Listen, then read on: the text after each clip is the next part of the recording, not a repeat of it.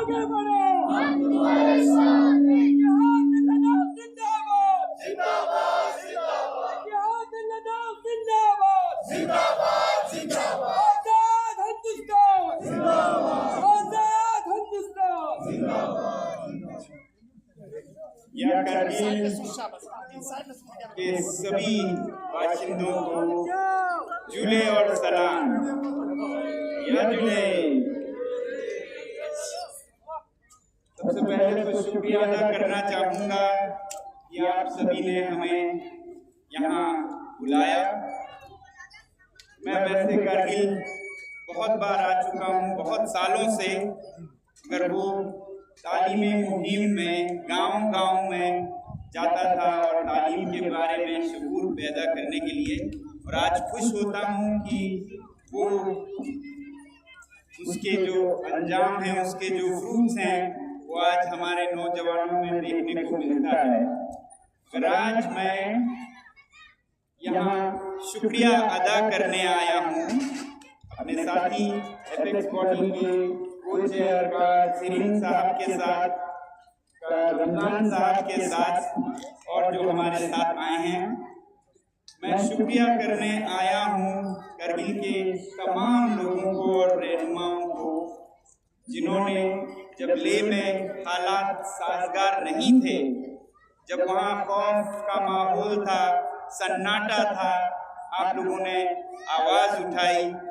मैं शुक्रिया करने आया हूँ कारगिल के लोगों का, द्रास के लोगों का, ज़ांस्कर के लोगों का, आर्यन वैली में बटालिक के लोगों का, वाखा मुलबेक के लोगों का, चिकटन के लोगों का, और खासकर जो रहनुमा हैं हमारे रुकने पार्लियामेंट हाजी साहब का, हनीफा साहब ने बहुत आवाज़ भी उठाई और बहुत कोशिशें की कि तमाम रहनुमाओं लीडरों के साथ जोधपुर में हमसे मिले। ये मुमकिन ना हो सका, मगर उनकी कोशिशों को सलाम करने आया हूँ, उनकी आवाज़ को सलाम करने आया हूँ। वैसे ही मैं शुक्रिया अदा करने आया हूँ असगर अली करबलाई साहब का, जिन्होंने हमेशा इस मुहिम के साथ अपनी आवाज़ मिलाई, बुलंद आवाज़ मिलाई। मैं याद करने आया हूँ कमर साहब का, जिन्होंने खासकर मेरे जेल जाने पर और रिहाई का हर वक्त आवाज़ उठाते रहे। मैं यहाँ मंच पर हैं शेख साहब और सभी जो कारगिल के रहनुमा हैं, उन सब का शुक्रिया अदा करने आया हूँ। मैं शुक्रिया अदा करने आया हूँ हमारे कारगिल के जो एडवोकेट हैं, जो एपेक्स बॉडी की मदद करते हैं, हाजी मुस्तफ़ा साहब का, जिन्होंने हर जगह एपेक्स की तो मदद की ही, मगर जेल में मुझे 2 बार 3 बार 4 बार मिलने आए, उनका शुक्रिया अदा करने आया हूँ। ऐसे ही हमारे नौजवान हैं लियाकत लोशे, जो हमारे साथ पद यात्राओं पर चले महीनों, 1000 किलोमीटर, और इस सर्दियों में भी मैं देख रहा था वो शहर शहर जाके लोगों को लद्दाख के बारे में समझा रहे थे। मैं यहाँ पर शुक्रिया अदा करने आया हूँ जो हमारे काउंसिलर्स हैं, हिल काउंसिल के एग्जीक्यूटिव्स, और मेरे यहाँ बचपन के मेरे कॉलेज के साथी फिरोज साहब भी हैं। पूरे तमाम कारगिल हिल काउंसिल के काउंसिलर्स और एग्जीक्यूटिव्स, सबका शुक्रिया अदा करने आया हूँ। जो यहाँ यूथ और स्टूडेंट तबके के लीडर हैं, उनका शुक्रिया अदा करने आया हूँ, और इन्होंने आज बहुत ही खूबसूरती से इस मंच को, इस गुफ्तगू को आगे बढ़ाया और कारगिल की रहनुमाई की और हमारी मदद की। जब जेल में हम थे, सज्जाद साहब, उनका शुक्रिया अदा करने आया हूँ, जिनकी बुलंद आवाज़ न सिर्फ आज बल्कि तब भी गूंजती रही और हम वहाँ रहकर भी सुनते रहे। जहाँ तक मेरी तकलीफ़ों की बात है। बहुत लोग कहते हैं मुझे बहुत तकलीफ़ हुई होगी जेल में। जी हाँ, ये कैद कोई आम नहीं था, सख्त से सख्त तरीन जिसे NSA कहते हैं उसके तहत था। तो आसान तो नहीं था, मगर अपने वसाइल, अंदरूनी वसाइल का इस्तेमाल करते हुए मैं बहुत ही फलता फूलता रहा अंदर अपने बढ़ावा देता हुआ। तो मैं इसे तकलीफ नहीं कहूँगा, अगर ये काम आए लद्दाख के तो ये बहुत ही अच्छा तजुर्बा है जिसके बाद एक नया सवेरा हो। मगर मुझसे ज़्यादा दुगना तीगना तकलीफ हमारी अहलिया गीतांजलि जी को हुई, जिन्होंने आपने देखा होगा किस तरह कोर्ट में अखबारों और वसाइलों के साथ, चैनल्स के साथ लद्दाख का मुद्दा रोशन रखा ताकि लोगों को लद्दाख या हमारी जो मुद्दा थी जेल की वो भूल ना जाएं। तो उनको ज़्यादा तकलीफ हुई दिल्ली में और जोधपुर में, और फिर यहाँ लद्दाख में जब हालात बहुत ही मुश्किल थे तो शेरिंग साहब को बहुत तकलीफें उठानी पड़ी। वो एक अकेले आवाज़ से बन गए थे, सारा जिम्मेदारी, सारा वजन उनके कंधों पर था जब वहाँ ऐसा माहौल बन गया था। मगर कारगिल में ऐसा नहीं था और कारगिल ने अपना रोल अदा किया आवाज़ उठाने का। तो इसलिए मैं कह रहा था, मैं शुक्रिया अदा करने आया हूँ आप सभी का। तो जहाँ तक लद्दाख का मुद्दा है वो पूरे लद्दाख का मुद्दा है और हमें साथ मिलकर इस सफर को तय करना है। हम कभी लेह अकेला लद्दाख का एक अच्छा मुस्तकबिल बनाएं। लद्दाख को जो हुकूक हैं, जमहूरियत के हुकूक, तहफ़्फ़ुज़ात के हुकूक जिनका हमसे वादा हुआ है, या जो जमहूरियत के स्टेटहुड के जो जिस जमहूरियत का हक हर एक शहरी को हिंदुस्तान में नसीब है वो लद्दाख में भी नसीब हो, इतनी सी मांग थी। जो महफूजात 6 शेड्यूल में सरकार ने हमसे वादा किया था उसकी हम मांग कर रहे थे। तो मैं तकरीबन 6-7 साल पहले इस बारे में, इसकी अहमियत के बारे में लोगों को तालीम कहें, एजुकेट कहें, करने की कोशिश कर रहा था। फिर देखा तकरीबन 5 साल पहले हमारे लीडर कासुस्तान साहब बहुत ही जद्दोजहद कर रहे थे इस मुद्दे को आगे बढ़ाने के लिए, और उन्होंने लेह और कारगिल को यकजा करके इस मुहिम को और एक सतह पर वो ले जा रहे थे। तब मैं इस मुहिम से जुड़ा क्योंकि मैं समझता था कि इस मुहिम में हर एक का रोल अहम है, हर कोई जिस तरह से भी रोल अदा कर सके उन्हें करना चाहिए। तो उस हैसियत से, एक शहरी के हैसियत से, मैं अपने तरीके से एपेक्स और KDA के लीडर्स जो मिलकर अब एक मुहिम चला रहे थे उनकी मदद के लिए आया। तो ये मुझे खूबसूरत लगा। खूबसूरत मुझे ये लगा कि शायद पहली बार लेह, कारगिल, जंस्का, नुब्रा, द्रास, चमथम सब जगह के लोग एक साथ मिलकर आवाज उठा रहे थे। तो मैं हमेशा इस तरह की हम आहंगी का ख्वाहिश करता रहा हूँ लद्दाख में। तो मैं इसलिए इसकी सपोर्ट में, इसकी मदद के लिए, क्योंकि अगर लोगों को थोड़ा मेरे बारे में मालूम हो तो मेरे जरिए लद्दाख का मुद्दा लोगों तक पहुँचे, पूरे मुल्क में, हिंदुस्तान में पहुँचे, सिर्फ इसी नज़र से मैं आया था। मैं हमेशा से चाहता आया हूँ और आगे भी बहुत ज़रूरी ये समझता हूँ कि जो हमें यकजहती है, यूनिटी है, वो बरकरार रहे। हम एक दूसरे को, वो कारगिल का, ये लेह का, वो बुद्धिस्ट, वो मुस्लिम, इन उलझनों में न फंसें, बल्कि पूरे हिंदुस्तान में भी ये इलाकों का, ये फिरकों का, ये मजहबों का, ये बहुत छोटी बातें हैं। इंसानियत और हिंदुस्तानियत हमें जोड़े, ये मेरा हमेशा से मकसद रहा है और मैं यही कोशिश करता रहूँगा, दुआ करता रहूँगा, मेहनत करता रहूँगा कि हम एक दूसरे के करीब आएँ, ना कि दूर जाएं। मैं आपको एक वाक़या सुनाता हूँ। आज भी उतना ही वो मुफ़ीद है, उतना ही आज भी उसकी अहमियत है। जो मैंने 12वीं क्लास जब पास करके मैं इंजीनियरिंग के इम्तिहान में बैठकर कुछ महीने श्रीनगर में इंजीनियरिंग कॉलेज के इम्तिहान के बाद वहाँ ठहर रहा था, कुछ महीने तैयारी करके इम्तिहान देने के बाद, तब वहाँ पर मैंने ये देखा कि स्टूडेंट यूनियंस हैं, ले के भी और कारगिल के भी, मगर दोनों मिलकर कोशिशें नहीं कर रहे थे। दोनों में इख्तलाफात थी, दूरियां थी।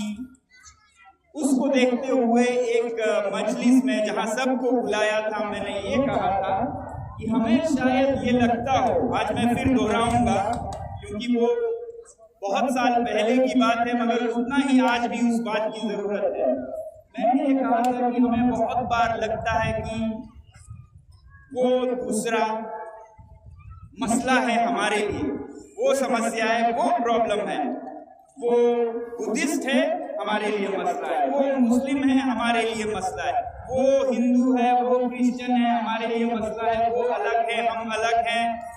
ये जो जज्बा है ये कई बार कई जगहों पे पनपता है और ये बहुत खतरनाक होता है और ये बहुत ही बेबुनियाद, बेमाने तासुर है।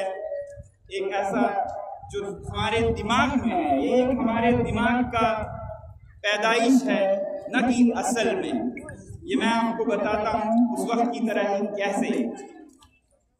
जब हम किसी समाज में होते हैं, हमें वो बुरा, ये अलग, ये दूसरा लगता है, मगर अगर जो हमें मसला लगता है उसे हटा दिया जाए, जिन्हें हम अपना कहते हैं उन्हीं के साथ हमें छोड़ दिया जाए, तो फिर तक़सीमात आते हैं उन्हीं भाइयों के साथ जिनको हम कहते थे हम तो एक हैं। क्योंकि ये बाहर नहीं है, ये मसला हमारे अंदर है। जब तक हम अंदर इसका इलाज नहीं करेंगे, हमें कोई ना कोई दूसरा नजर आएगा, कोई ना कोई मसला नजर आएगा। अब मिसाल ले लीजिए बुद्धिस्ट का, मुस्लिम का, क्रिश्चियंस का, हिंदू का। आप ये समझ सकते हैं जब मुस्लिम्स को अलग अकेला छोड़ते हैं, जैसा हुआ हिंदुस्तान का तकसीम हुआ मजहब के नाम पर, पाकिस्तान बना, फिर अब तो सब मुस्लिम्स हैं, कोई अब मसला ही नहीं है, अब तो अमन होगी, भाईचारा होगा, नहीं, फिर तनाज़े निकलते हैं। आप वो हो, मैं ये हूँ, आप शिया हैं, मैं सुन्नी हूँ, आप इस फिरके के, आप ये फिरके के, और फिर जंगें होती हैं, हलाकात मौतें होती हैं इन्हीं पर। अब कोई हिंदू नहीं, मगर फिर भी वही इख्तिलाफात जारी रहते हैं। ये सिर्फ इस्लाम की बात नहीं कहूँगा, यही चीज़ क्रिश्चियंस में भी होते हैं। जब क्रिश्चियन ममालिक खुद को, अब तो हम क्रिश्चियंस हैं समझते हैं, उन्होंने औरों को अलग कर दिया, फिर कहीं प्रोटेस्टेंट निकलते हैं, कहीं कैथोलिक निकलते हैं, उनमें जंगें होती हैं। वैसे ही बुद्धिस्ट में कभी हमें ये लगता है, बुद्धिस्ट को भी, ये मुस्लिम मसले हैं, ये ना हो तो हम बहुत खुशी से रहेंगे। मुस्लिम को लगता है ये ना रहें तो हम बहुत खुशी से रहेंगे।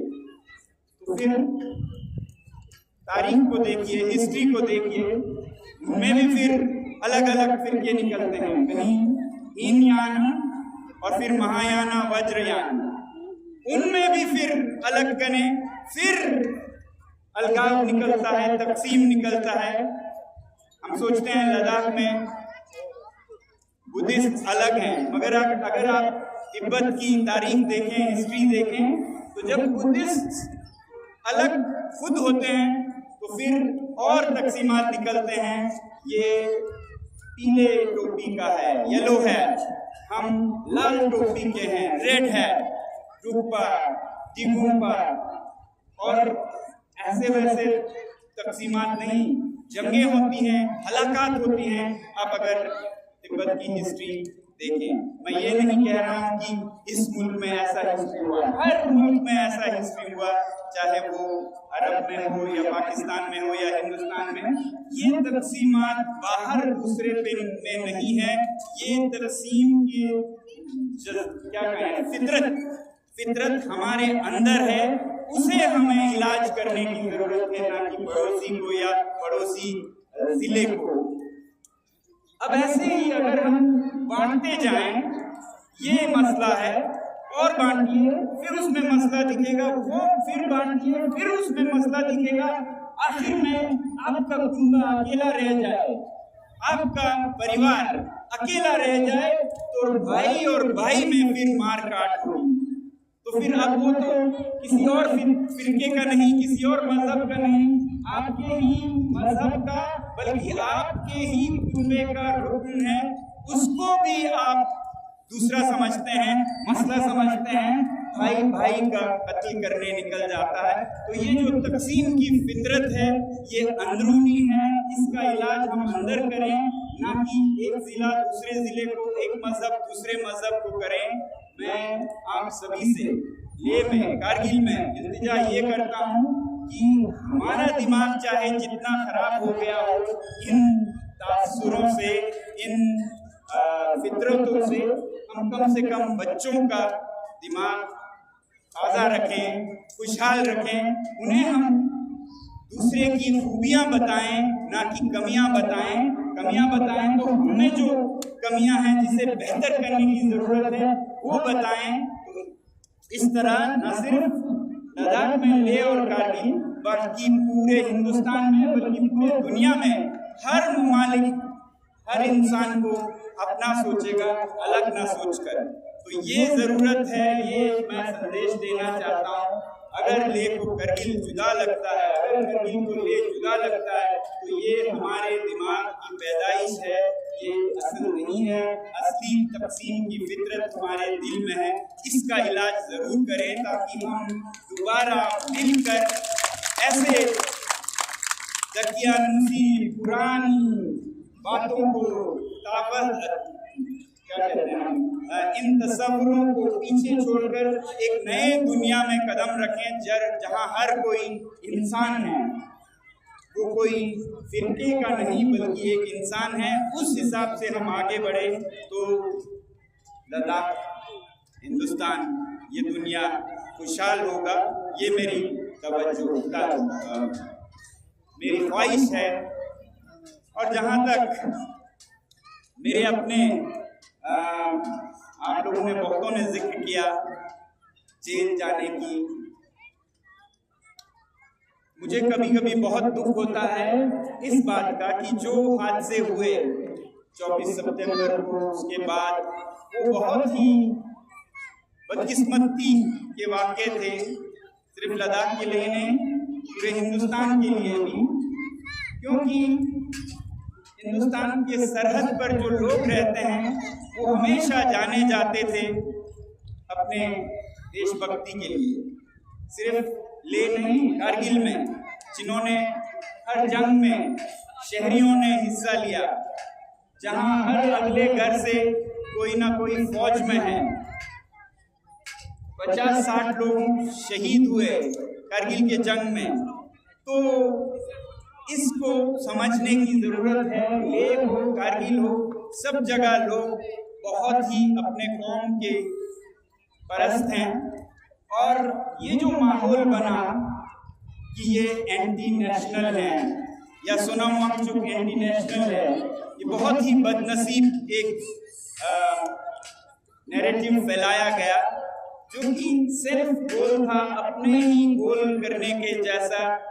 क्योंकि हमारे पड़ोसी देश भारत को इज्जत करता है, तो इस बात के लिए कि उनके सरहद के लोग कितने अपने कौम के साथ हैं, जो कि चीन नहीं कर सकता है। वहाँ बहुत इख्तिलाफात हैं, वहाँ के लोग उस मुल्क के साथ नहीं हैं सरहदों पर। पाकिस्तान भी नहीं कर सकता है, सरहद के लोग नाराज हैं। मगर यहाँ लद्दाख में इतनी हम आहंगी है, देश के लिए इतना जज्बा है यहाँ पर ऐसा होना बहुत ही मुझे बदनसीब लगा। पहले तो मुझे जेल में कुछ खबर भी नहीं हुई, और जब रिवोकेशन हुआ मेरे जेल का, जिसे कैंसिल किया गया, उसमें बहुत अच्छी बातें लिखी हुई थी और मैं उस पर अभी भी यकीन पूरी तरह करता हूँ और उम्मीद करता हूँ कि एक नया सवेरा होगा, क्योंकि उसमें खासकर ये लिखा था कि ये कदम हम इसलिए उठा रहे हैं कि लद्दाख में एक यकीन का माहौल हो सरकार और लोगों में, एक बामकसद बामाने गुफ्तगू हो, मीनिंगफुल डायलॉग हो, ट्रस्ट बिल्डिंग हो। उसका तो खैर मकदम ही करना चाहिए, उसका अपोज हम कैसे करें।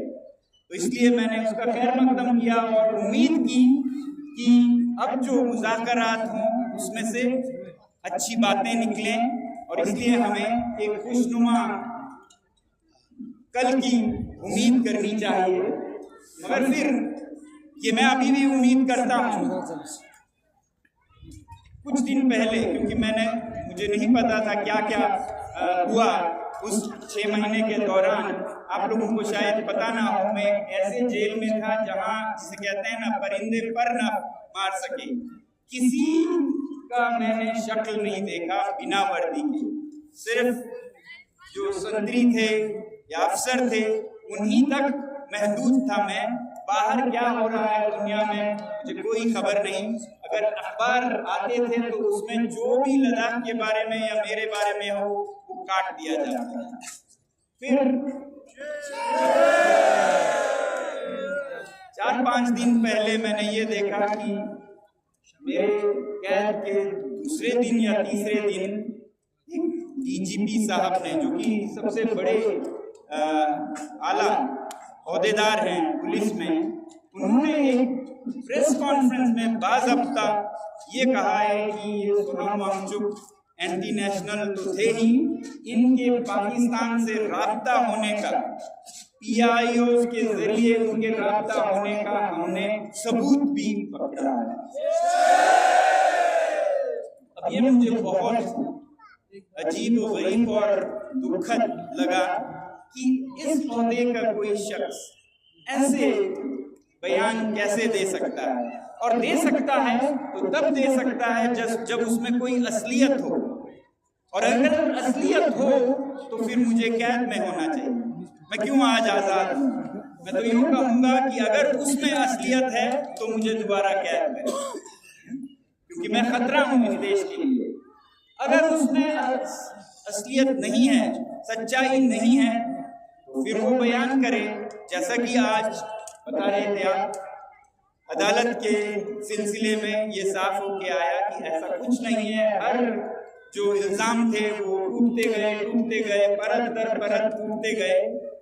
फिर ये क्या था जो सामने आकर बाज़ाब्ता मीडिया में फैलाया गया कि ऐसे हमने सबूत पकड़े हैं, तो अगर पकड़े हैं फिर पेश किया जाए, गिरफ्तार किया जाए। नहीं है तो अगर आप में बड़प्पन है तो फिर माफी मांगा जाए कि ये हमसे गलती से हुआ, और सरकार भी उसका ध्यान दे कि ऐसी गलतियां किसी के बारे में कैसे कर सकता है, जिसकी शख्सियत को आप मार डालें। तो अगर नहीं है तो फिर वो बयां किया जाए। तो इस तरह के इल्जाम एंटी नेशनल होना ये मामूली नहीं है, और ये सिर्फ मुझ पर नहीं पूरे लद्दाख पर ये पोत दिया गया था इस रंग से। तो ऐसे चीज़ों को दुरुस्त करना भी बहुत ज़रूरी है। अगर हम ट्रस्ट बिल्डिंग करते हैं, अगर हम एक बामकसद मीनिंगफुल डायलॉग मुज़ाकरात करना चाहते हैं, तो इन चीज़ों को, क्योंकि ये बहुत ही दर्दनाक है ऐसे बयान आना। मुझे नहीं मालूम था जब मैं निकला, मुझे 1-2 हफ्ते बाद ही दिखा। वैसे ही अगर हम साजगार माहौल बनाना चाहते हैं जिसमें कि मुज़ाकरात अच्छे हों, तो हमें सिर्फ मेरी रिहाई नहीं, अच्छी बात है उन्होंने ये एहसास किया और दुरुस्त करना चाहा अगर कोई गलती हुई। साथ ही साथ जो 80 लोग ऐसे गिरफ्तार हुए थे उनको भी बहाल किया जाए, तब लोगों में यकीन का माहौल बनेगा। जिनमें से 2 अभी भी जेल में हैं, मान्ना साहब और एलन साहब, बाकियों पे केसेस चल रहे हैं। और जो जख्मी हुए हैं, जो 5, सबसे बड़ी बात तो जो 5 शहीद हुए हैं, उनके लिए हम जो भी बराबर तो नहीं कर सकते हैं, मगर जो भी हो सके वो करने की ज़रूरत है सरकार से, ताकि दोबारा हमारी हीलिंग हो सके, ये जख्म भर सके या उसकी कोशिश हो। तो जो केसेस हैं उन्हें दोबारा देखा जाए और वापस लिया जाए, जो अभी भी जेल में है उन्हें रिहा किया जाए और एक अच्छा सा शुरुआत किया जाए, जैसा कि रेवोकेशन के ऑर्डर में लिखा हुआ है। हम ये कदम इसलिए ले रहे हैं ताकि लद्दाख में माहौल खुशनुमा बने, साजगार बने, पॉजिटिव ट्रस्ट बिल्डिंग हो और मीनिंगफुल डायलॉग हो। तो उससे पहले ऐसे कदम लें कि लद्दाख के लोग समझें कि ऐसा होता है कभी कभी, मगर इसका एहसास हो तो लोगों के लिए इसके साथ समझौता करना कम मुश्किल होगी। तो मैं गुजारिश और उम्मीद ये करूँगा कि जो उन्होंने लिखा है उस ऑर्डर में मेरी रिहाई के, वो सच हो, उस पर अमल हो और हमारे जो बाकी साथी हैं उनको भी बहाल किया जाए, ये मैं गुजारिश और उम्मीद करता हूँ। अब जहाँ तक हमारे मुहिम की बात है, 6 शेड्यूल या तहफ़्फ़ुज़ात हमारे कल्चर की, हमारे माहौल की, ज़मीन की, वो एक वादा था जो हम मांग कर रहे थे। हम कोई गैर आईनी या किसी और मुल्क की कोई बात नहीं कर रहे थे, अपने ही मुल्क के आईन की बात कर रहे थे। वैसे ही स्टेटहुड या जमहूरियत की बहाली हर शख्स को नसीब है हिंदुस्तान में, तो लद्दाख वही मांग कर रहा है। हम समझते हैं कि हर ख्वाहिश बराबर हो, ये मुमकिन ना भी हो, ये हम समझते हैं कि हम जो मांगे वही हो, मगर हम ये भी नहीं समझ सकते कि हम जो भी मांगे कोई भी बराबर ना हो। मुज़ाकरात में लचीलापन हो सकता है, तो 100% किसी भी तरफ का नहीं होता है, इसीलिए मिडल पाथ, बीच का रास्ता की बात करते हैं। मगर ऐसा कोई मुज़ाकरात जिसमें 0% हो, जहां हम जिसके लिए जद्दोजहद कर रहे हैं ये भी नहीं होगा, वो भी नहीं होगा, ऐसा भी नहीं हम समझ सकते। तो इसलिए हमारी उम्मीद है कि अगर दोबारा लद्दाख को जो यहाँ के शांति और यहाँ की जो लोगों का जज्बा है वो दोबारा से इसे मरहम लगाने के लिए ऐसे साजगार माहौल में बातचीत हो जहाँ दोनों तरफ एक दूसरे का समझे। ये मैं इसलिए कह रहा हूँ कि ये जद्दोजहद कोई 5 साल से चल रहा है जोरों पर, बल्कि 6-7 साल से, मगर जहाँ हर मुज़ाकरात में आपका ये मांग भी नहीं होगा, वो मांग भी नहीं होगा, खासकर जो अव्वल मांग है, तो ये तो फिर लूज है, हम हारेंगे आप जीतेंगे या विन। तो ऐसा ना करके हमें एक रास्ता निकालना होगा जहां पर लद्दाख को जो जरूरी है वो उस पर समझौता ना हो, मगर 100% हो। ऐसा किसी भी मुज़ाकरात में नहीं होता, मगर 100% नहीं हो ऐसा भी किसी मुज़ाकरात में नहीं होता।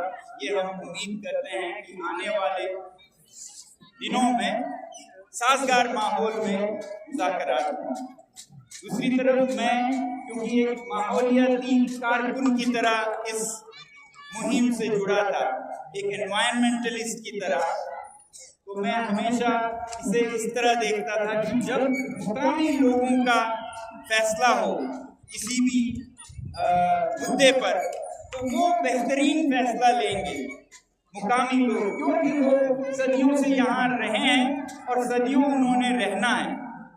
ना कि कोई जो 3 साल 2 साल के लिए आए और फैसले लें, अनजाने में लें, गैर इल्मी में लें और फिर गलतियां करें और उन गलतियों का खामियाजा फिर मुकामी लोगों को भुगतना पड़े। ये तरीका अच्छा नहीं है। तो इसलिए जमहूरियत चाहिए ताकि यहीं के लोग फैसला लें अपने बारे में। इसलिए 6 शेड्यूल चाहिए ताकि जो आइन में है ऐसे इलाकों के लिए वो लोगों को मिले। तो ये मेरा मानना था कि जब लोग ऐसे फैसले लेंगे तो हमारे पहाड़, हमारे दरख्त, हमारे नदियाँ, हमारे ग्लेशियर्स महफूज रहेंगे। इसकी हम उम्मीद करते हैं कि हर शहरी की तरह लद्दाख के लोगों को भी ये नसीब होगा। जो वादा किया है उस पर मुज़ाकरात होंगे और पूरा करेंगे। और साथ ही साथ एक माहौलियात के हिफाजत करने वाले शख्स की तरह मैं ये कहूँगा कि हम खुद भी जिम्मेदार होंगे कल के लद्दाख के लिए।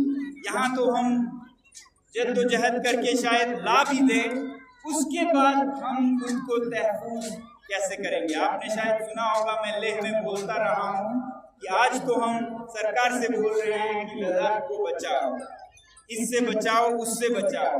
ऐसा ना हो कि कल हमें ये कहना पड़े कि लद्दाख को लद्दाख के लोगों से बचाओ। कल को ये जमहूरियत अगर बदुनवानियों वाला हो तो हम ही लोग फिर लद्दाख की तबाही में भी शिरकत हो सकते हैं, जैसा बहुत से जगहों पे देखा जाता है। और इसी तरह अगर हम ही माहौलियात को बिगाड़ने में लगे तो मैं इसलिए बहुत बार यही कहता हूँ कि हमें भी ये सोचना होगा।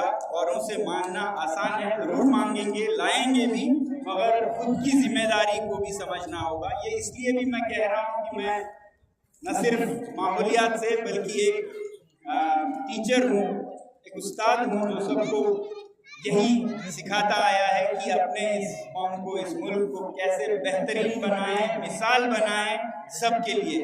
कभी कभी मैं डरता हूँ कि जब हमारी ये मांगें पूरी हों, आज नहीं तो कल, उसके बाद का लद्दाख कैसे हाथों में होगा।